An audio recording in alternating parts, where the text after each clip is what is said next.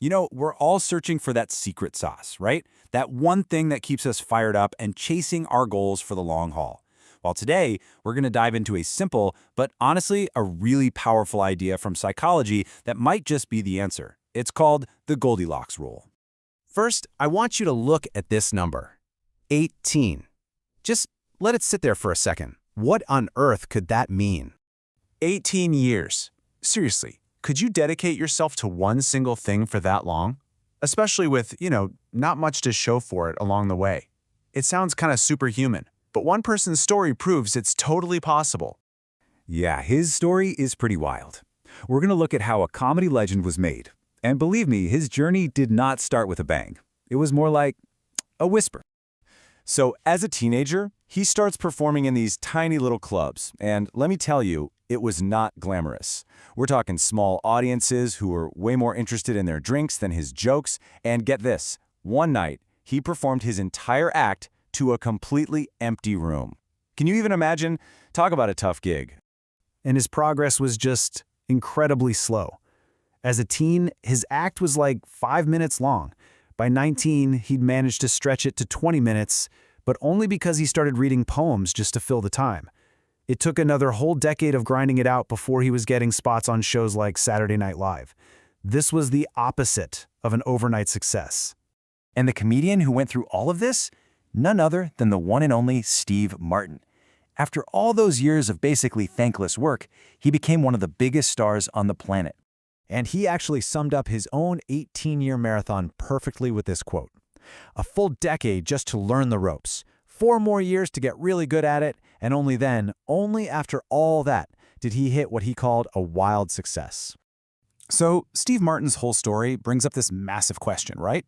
What is it that separates the people who stick it out from everyone else who just gives up when things get hard? Why do some people just keep going? And this isn't just about comedy, of course. It's about any huge goal. And for years, scientists have been trying to figure out what that secret ingredient is. What's the psychological trick that fuels that kind of incredible persistence? Well, it turns out there's a name for it. And it's a beautifully simple idea called the Goldilocks Rule. This is the real science behind what keeps us in the game for the long run. So the big idea is this. We, as humans, hit our peak motivation when we're working on stuff that's right on the very edge of what we can do. It's a challenge for sure, but it feels like it's just within our reach. It's just like the fairy tale, you know? The secret to motivation isn't a task that's too hot or too cold. It's one that is perfectly, tantalizingly just right. Okay, so let's unpack that a little bit. How do we find that motivational sweet spot? And how do we avoid the things that are either way too hard or just not hard enough? To make this super clear, let's use a really simple analogy. Let's talk about a game of tennis. All right, imagine you're playing tennis. If your opponent is a 4-year-old, you're going to win every single point. It's just too easy. You'll get bored fast. But on the other hand, what if you're playing a pro, like Serena Williams? Well, you're going to lose every single point. The task is way too hard, and you're just going to feel defeated. This chart shows it perfectly. See, when a task is too easy, we're stuck in the boredom zone. When it's too hard, we're over in the anxiety zone. But that sweet spot right in the middle, the just right challenge, that's where we hit peak motivation. That's a state called flow, where we just get completely lost in what we're doing. So the real magic happens when you're playing against someone who's pretty much your equal. You could win or you could lose, but you know for a fact you have a chance. But only if you really, truly try your best. And in that moment, your focus just narrows, the rest of the world melts away, and you are all in. Okay, so this all sounds great in theory, but how do we actually use this? Let's talk about how to apply the Goldilocks Rule to our own lives, our own goals. So here's the bottom line. The human brain just loves a good challenge. To keep that motivation high, you have to operate right on the edge of your abilities.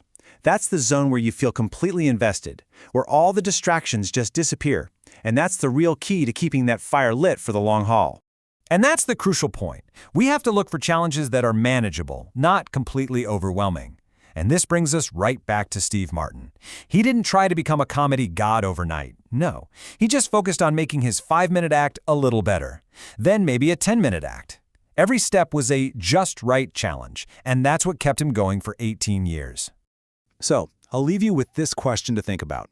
Take a look at your own goals, your work, your hobbies. Where can you find that Goldilocks challenge?